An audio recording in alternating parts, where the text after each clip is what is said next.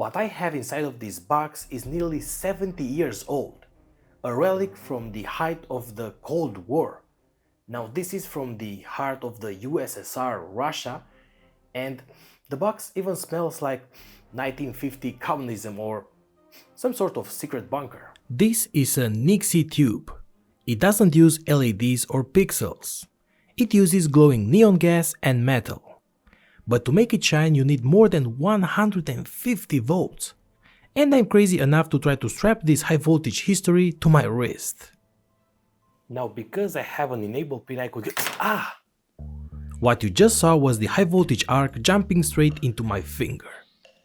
Now 150 volts DC won't kill you, but it will definitely wake you up. But it makes you wonder, what happens if the sparks jumps inside of the watch while I'm wearing it? Is it even safe? Actually, safety isn't my only problem though.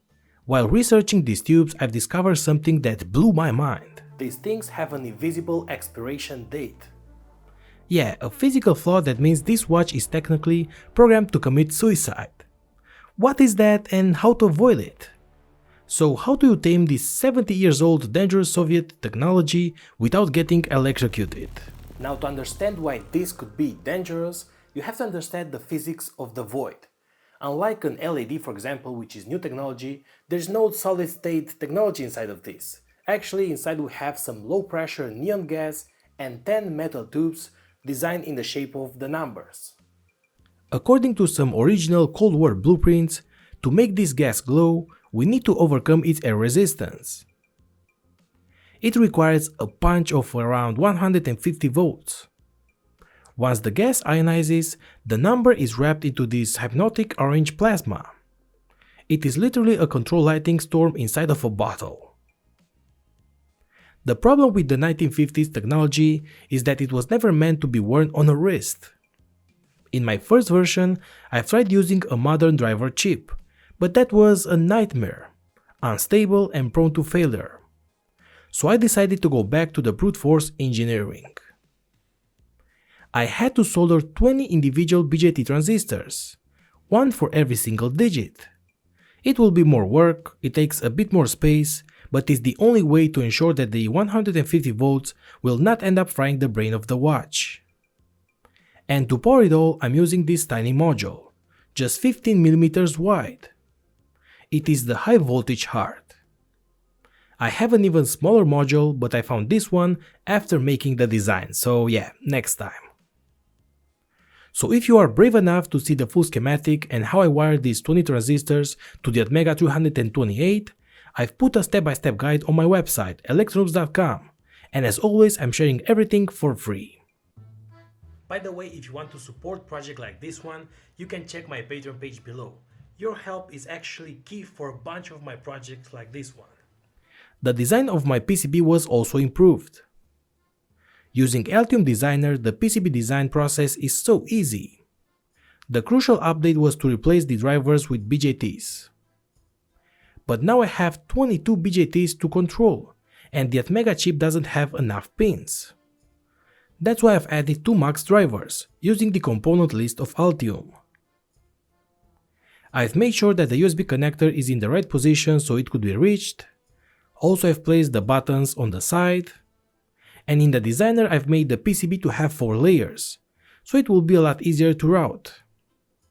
And to make the routing I've used a mix between the Altium's automatic route and some manual routing as well. I really like how it ended up, and designing in Altium is so fun. So now export the Gerber files and we are ready for the order. So go to PCBWay.com and click the Code Now button. And by the way, this project also involves a 3D printed case. So maybe also check the CNC and 3D printing services of PCBWay for high quality 3D parts. Look at a huge list of materials for 3D printing. You have a lot to choose from. Now back to our PCB. Add a PCB size and select a color. I select the matte black because it will give more contrast to the Nixie tubes. Add to the cart and on the next page upload the Gerber files and make the order. In just a few days I received these awesome PCBs. PCBWay did a perfect job, they look awesome. I love receiving new PCBs. It gives me goosebumps. And remember that we need two PCBs. The main one, which is for the watch, and two smaller PCBs for the tubes. I've actually also made an all-in-one PCB if you want to only order one to save some money. Also get the files for free from below. It's time to assemble everything, and you have a step-by-step on electronics.com, but we have some crucial steps that you should know. Always we solder the Atmega chip first, so we can make sure that it works. And to save some time, I've desoldered a working IC from an old Arduino Nano clone. Solder the IC, the 60 MHz resonator, the reset pull-up and the DTR capacitor of 100 nanofarads, and then connect an FTDI module and run a test code. The IC works, so we can now solder the rest. I had to solder 22 separated SOT32 BJT transistors, and each one has a pull down at the base for safety. They are very easy to solder but a bit time consuming. Then I also soldered the max ICs. To get the high voltage, instead of making my own circuit as for the previous version, I bought a very small module just for a few dollars. It is so small and it can easily generate more than 170 volts. I solder it here, and it even has an enable pin which we could program in the code. Finally, we can solder the tubes. Add them to the small PCBs and then solder them perpendicular like this. For now I've only soldered one, because I first want to make sure that it works. I run a simple code that will pass through all the Max's outputs, and here it is. So it works. I can control each segment of the Nixie tube. So now I can go and solder the rest of the components. And I have to say that the circuit with the BJT transistors that I've made works a lot better than using the driver. I'm so excited! Okay, now I can add the RTC chip for the real time, the battery charger IC, the cell battery on the back, and the push buttons. Add all the rest and the PCB is ready.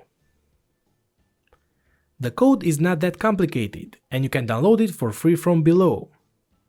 I'm using some digital write to control 8 inputs of the two Maxes, in order to display numbers from 0 to 9.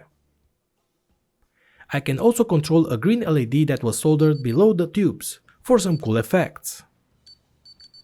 I'm using the RTC library for the hour and minute. I also have a mode where I can set the new time.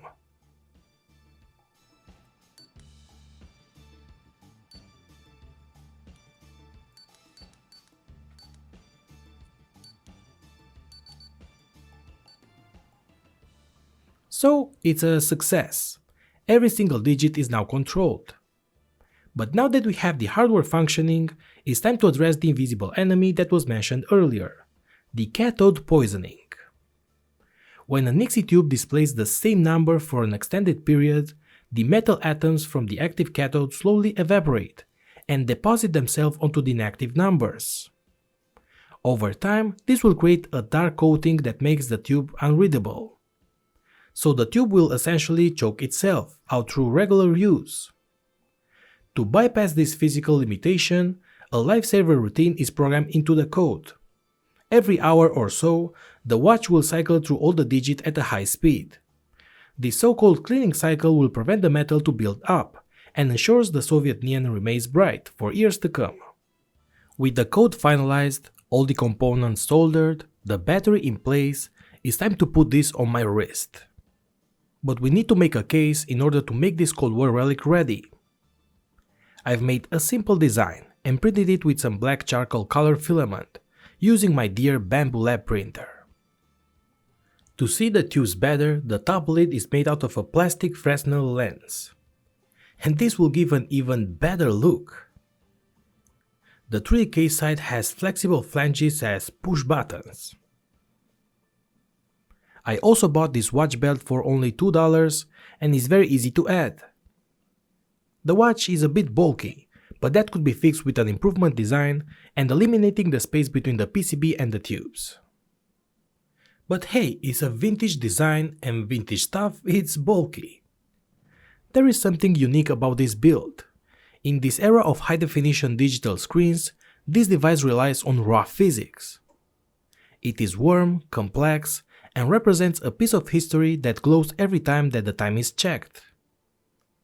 150 volts and 70 years of history, all contained in one functional timepiece, but with some extra new technology. All the schematics, the component list, and the design files are shared for free below.